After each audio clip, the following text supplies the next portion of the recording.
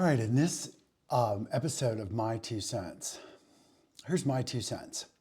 One of the things that we talk about a lot in the Rodenberg work is breath, right? Breath is the foundation of life. It's the first thing we do when we're born, and it's the last thing we do as we die. So it's all about the breath, right? And I think for singers as opposed to speakers, so I'm making the contrast here between a vocal performance with singing and a vocal performance with speaking.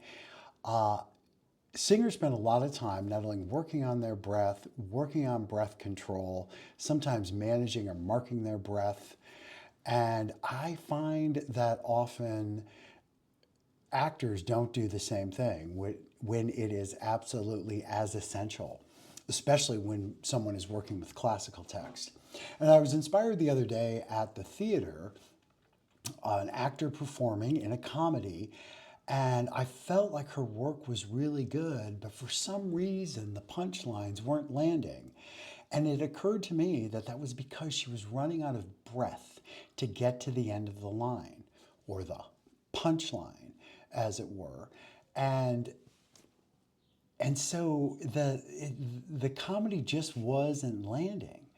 And so my note to her and to all actors, period, and all actors doing comedy, that it's much like classical acting where you have to, especially in Shakespeare, where you have to drive to the end of the line to make sense of it and for it to land in the audience.